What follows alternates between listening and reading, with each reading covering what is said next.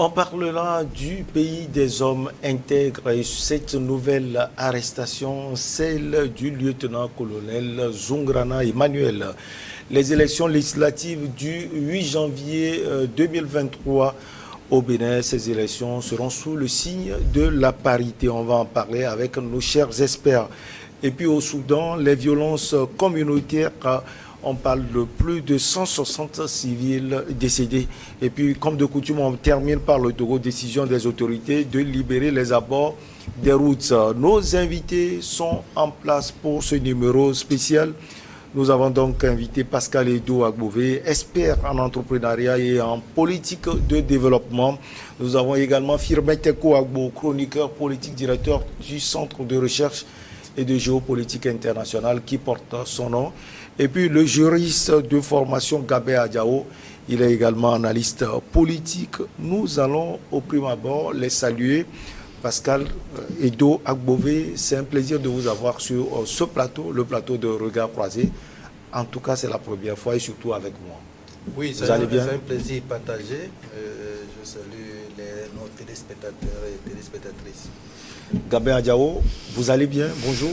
Oui, je vais très bien. Je rends grâce à Dieu. Bonjour à toi. Bonjour à mes aînés qui sont ici. Heureux d'être avec eux et surtout salut à toutes les téléspectatrices et tous les téléspectateurs. Surtout, je vais encore le répéter, soyons prudents dans les rues. Face à vous, votre ami Firmin Teko Agbo. Firmin, bonjour. Bonjour. Ouais, bonjour Michel Takba. Merci de m'avoir invité. Le centre se porte bien. On est encore dans les petites tractations pour bien clore l'année et planifier aussi 2023. Je suis heureux de partager le plateau avec Pascal Edo Agbové. C'est aussi ma toute première fois de partager le plateau avec ce grand acteur de la société civile.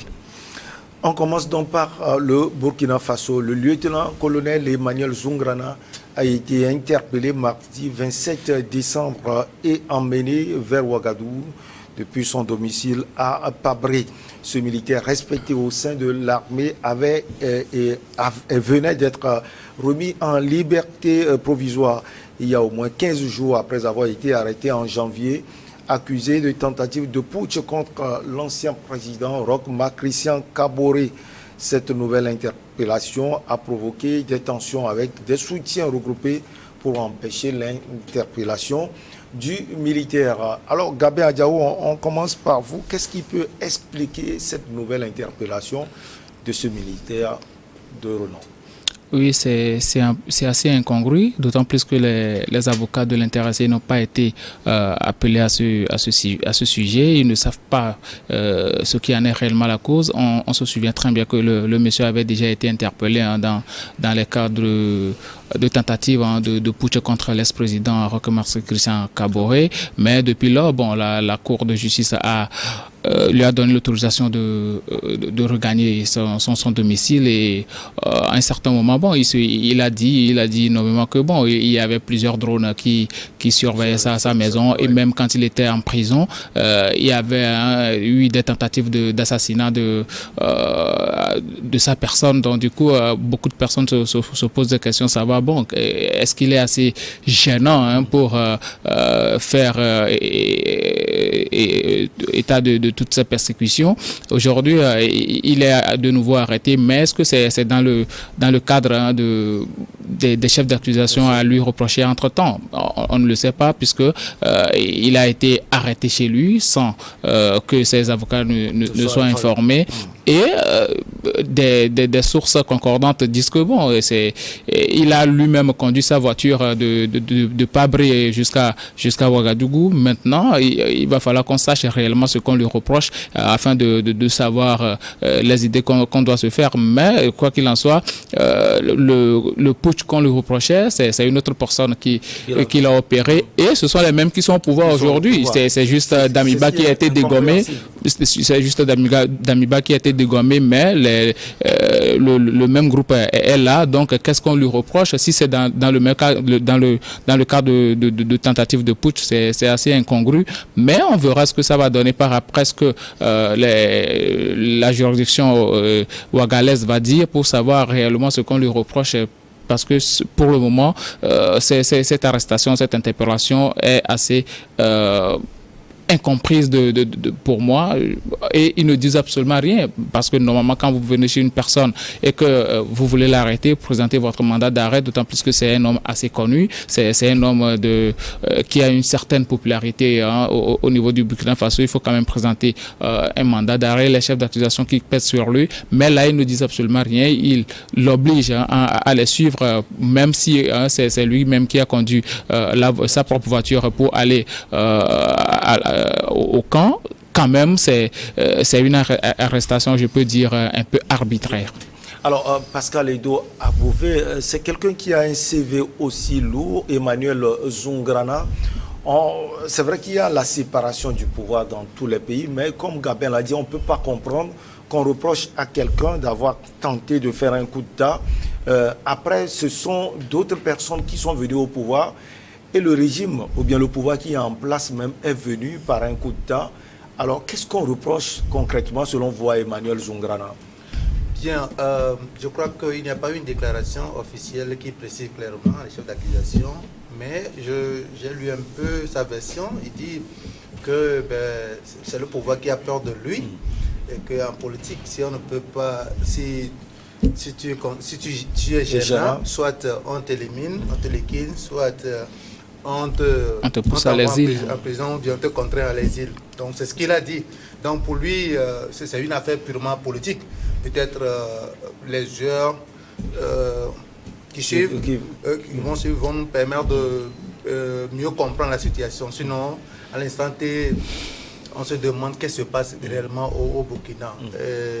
Mais je sais que les Burkinabés, ils sont des gens éclairés, ils savent ce qu'ils font. Et certainement qu'il y a quelque chose. Il est militaire, il comprend un peu tous les rouages.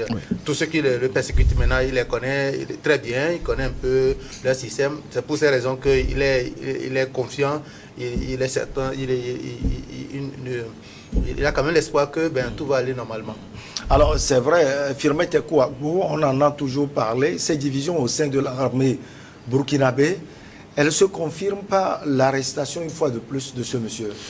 Ouais, est-ce que c'est un sujet sur lequel il faut encore passer assez de minutes?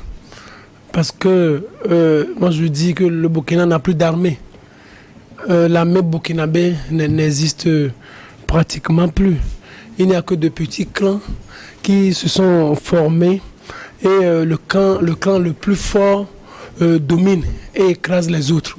C'est ce que nous avons et c'est pour cela que la guerre contre le terrorisme va être difficile à gérer. Parce qu'il faut une certaine union, une certaine unité en termes d'esprit et de réflexion. Sans cela, il serait difficile de combattre le terrorisme. La deuxième chose que je voudrais faire observer, c'est que lorsque dans certains pays, ça se passe, la situation se passe comme cela, ça veut dire que cet homme, il est dangereux et il faudrait toujours trouver des occasions pour le fragiliser, pour le déstabiliser. Parce que autant on le laisse calme, serein, sans gêne, autant il a du temps pour réfléchir et concocter n'importe quelle attaque. Donc selon vous, c'est ce que le pouvoir aujourd'hui, ou bien la junte militaire au pouvoir craint toujours? Oui, c'est ce que la junte craint toujours. Et aussi, ça me fait sourire. Parce qu'on lui reproche quoi? Tentative de coup d'État. Et ceux qui sont au pouvoir, si ceux qui sont au pouvoir peuvent lui reprocher ce crime-là, mais ils sont les premiers à être... une tentative lointaine. Une tentative lointaine. En réalité, Damiba n'avait même pas raison de le garder en détention. Parce que mais c'est la même chose, c'est la même opération qu'ils ont eu à concocter et à rendre et à matérialiser sur le terrain. Celui-là qui est arrivé, normalement, pour avoir plus de sûreté, devrait même le libérer et l'avoir dans son rang. C'est comme il n'est pas sûr, il n'a pas assez de sûreté dans son esprit. Et aussi, ça prouve à suffisance que Zoungrana n'est pas trop bien aimé.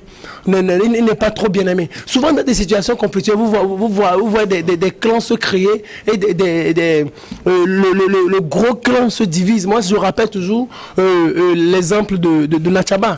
Natchaba au Togo, suite au décès du général Yadema, vous avez vu ce qui s'est passé passé.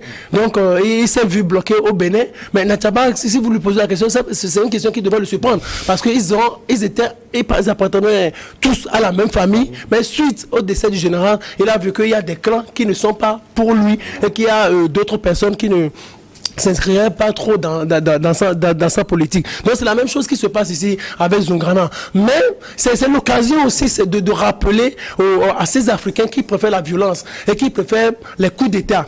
Parce que dans des situations conflictuelles, dans des situations de violence, c'est ces situations qui se dessinent toujours. Les faiseurs de roi. Les faiseurs de roi, c'est comme ça, ils finissent. Ceux-là qui ont la chance de suivre le tireur rouge, Staline, tous ceux-là qui l'ont porté au pouvoir, il les a tous éliminés un à un. Et il est devenu le plus puissant. Ça a toujours été comme ça. Donc, les coups d'État, ceux-là qui prennent du plaisir à le concocter, à le perpétrer, mais regardez, c'est la situation toujours qui survient à ce faiseur de roi. Le problème, c'est qu'à chaque fois, il y a des partisans de ces militaires ou de ces faiseurs de roi. Gabé Adjao, on a vu le face-à-face entre ceux qui sont venus arrêter Emmanuel Zoungrana et ses sympathisants. Ça n'a pas été du tout facile. Cela aussi va créer sans doute des problèmes parce que celui qui est au pouvoir actuellement, on sait qu'il a également des partisans et on a vu ses sympathisants surtout lorsque la CEDEAO était à Ouagadougou. Oui, ce n'est pas pour rien que le monsieur après sa libération n'est pas resté à Ouagadougou, mais plutôt est allé dans sa zone de Brie, Pabré, il est allé résider là-bas chez les siens. Donc aujourd'hui, quand on voit la situation, Firmin vient de dire quelque chose de très important, qui est que il y a des clans qui sont constitués au sein de l'armée burkinabé. Le Burkina aujourd'hui, ce n'est plus une armée aussi disciplinée pour faire face au terrorisme qui est leur ennemi commun, mais plutôt ils sont dans une guerre de clans et ce qui fait que beaucoup de personnes, ou bien ceux-là qui sont au pouvoir aujourd'hui, voient le mal partout. Le problème ne se poserait pas si on était dans un état démocratique et que la justice fonctionnait normalement, mais ici, la justice est utilisée à d'autres fins, à des fins personnelles pour gérer le pouvoir, garder le pouvoir pour soi. C'est aussi ça le problème aujourd'hui. Donc quand on voit la plupart de nos États, quand quelqu'un vient au pouvoir, il fait tout pour avoir la justice pour lui et manipuler les juges à sa guise. Et c'est la même chose qui se passe aujourd'hui. Si c'est dans le cas, parce que jusque-là, on ne sait pas ce qu'on reproche à Zoungrana, on ne sait pas si c'est dans le cadre de tentatives de coup d'État qu'il avait été interpellé entre-temps. Et d'ailleurs, la Chambre de contrôle avait dit que bon, il n'y avait pas d'éléments assez concordants pour le garder en prison. Il l'avait libéré. Et si c'est dans ce même cadre-là qu'on l'interpelle aujourd'hui, il y a un véritable problème qui se pose parce que ceux-là qui sont là aujourd'hui, eux, ils n'ont pas fait de tentatives. Ils ont perpétré un coup d'État. Et un double coup d'État d'ailleurs. Donc aujourd'hui, on ne peut pas accuser quelqu'un qui n'a même pas fait le coup d'État et puis bon, laisser libre cours à ceux-là qui ont perpétré un coup d'État et qui sont au pouvoir aujourd'hui. Si la justice fonctionnait normalement et que si la justice était indépendante, les premières personnes à interpeller sont ceux-là qui sont au pouvoir aujourd'hui. Mais on ne le fait pas. Et puis on interpelle celui-là qui n'a même pas eu à commettre un coup d'État et que la justice avait librement avait laissé libre pour aller chez lui. Donc aujourd'hui, il y a un véritable problème qui se pose. On attend les chefs d'accusation qui pèsent sur lui, ou on verra réellement ce que la justice se reproche. Mais sincèrement, jusqu'au jour d'aujourd'hui, c'est un peu malencontreux de se lancer dans de telles choses parce que le gouvernement burkinabé fait face à de nombreux défis sur le plan sécuritaire et il ne faut pas se laisser dans ce genre de choses qui va encore beaucoup plus fragiliser le pays. On va exploiter ce côté surtout avec vous, Pascal Edo, à Beauvais. Est-ce que c'est la priorité aujourd'hui quand on voit cette division au sein de l'armée burkinabé? Emmanuel Zoungrana, on dit que c'est un surdoué en matière de lutte contre le terrorisme. Aujourd'hui, le pays est en partie pris par ces groupes terroristes. Certains parlent de 40%, d'autres encore de 50% du territoire burkinabé. Est-ce que selon vous, la priorité, elle est à ce niveau? Elle est plutôt à ce niveau? Non, moi je pense que les Burkinabés devaient plutôt renforcer leur solidarité pour faire face à ce fléau, au terrorisme. Ce n'est pas le moment d'être divisé. Mais je crois qu'il y a d'autres intérêts non avoués, peut-être, qui guident l'action de ces militaires, qui ne sont pas aussi trop... des patriotes, ils ne sont pas comme Sankara et les autres. Je crois que ces militaires aussi ont leur agenda caché. Sinon, si c'est pour véritablement lutter contre le terrorisme, c'est le moment de se pardonner, d'être plus soudés pour faire face à ce fléau. Donc, moi, je pense que les Burkinabés ont autre chose à faire que de continuer par vraiment s'attaquer à l'interne. Surtout que l'armée a besoin de ces hommes-là, surtout les officiers supérieurs de l'armée doivent vraiment faire un effort de travailler ensemble pour faire face au fléau. Alors, Firmin Tekouagbo, même question à vous. Zoungrana, on dit que c'est un surdoué en matière de lutte contre le terrorisme. Il y a mieux à faire peut-être.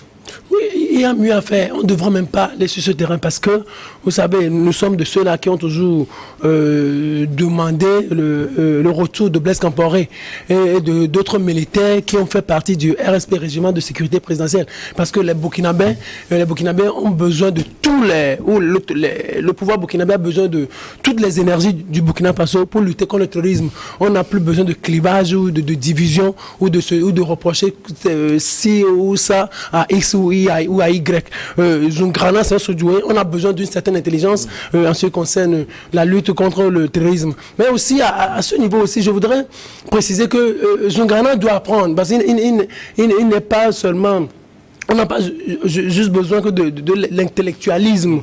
On a aussi besoin d'une certaine sagesse et d'une certaine hauteur d'esprit. Dans des situations comme ça, vous vous taisez. C'est-à-dire, lorsqu'il a été libéré, il n'avait plus besoin de faire cette vidéo pour dire qu'il a eu à subir plusieurs tentatives de coup d'État, qu'il y a eu des drones qui ont survolé sa maison. Dans des situations comme ça, on ne parle plus. Parce que c'était une manière de se protéger. Oui, non, mais c'est une manière de se protéger. Et regardez, moi je reviens toujours au Togo dans cette situation. Moi je me rappelle en 2005, lorsque Natchaba, ancien président de l'Assemblée nationale du Togo, personne n'a il est mort aujourd'hui, lorsqu'il a été bloqué au Bénin, il a dit qu'il va sur une radio internationale qu'il va organiser des élections sans exclusive, c'est-à-dire il serait beaucoup plus, il aurait une démarche beaucoup plus consensuelle. C'est comme ça, il a parlé. Est-ce que c'est des discours politiques? Est-ce que c'était ça? Donc peut-être certains qui avaient appris cela ne seraient pas trop d'accord avec lui. Et il y a un autre exemple qui s'est passé en 2014 avec Pascal Bodiona qui a été un puissant du régime. Autant de Fonia Singbe, il a été directeur de cabinet de Fonia Singbe. Il a été aussi ministre de l'administration territoriale. Les gens même parlaient de numéro 2 du pouvoir, du régime. Mais qu'est-ce qui s'est passé?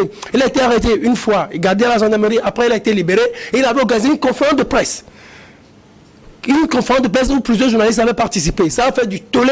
Quelques jours après, on a vu ce qui lui est arrivé. Et dans une situation comme ça, où vous faites partie d'un régime, lorsque vous avez des problèmes et qu'on vous reproche un certain nombre de choses avec la justice, la meilleure des choses à faire, c'est de se calmer, de se taire et de rester beaucoup plus discret. Sinon, la justice va vous malmener jusqu'à un moment, vous en serez fatigué. Allez, on va marquer la petite pause. On revient pour la suite avec vous, chers invités. La suite, c'est le Bénin.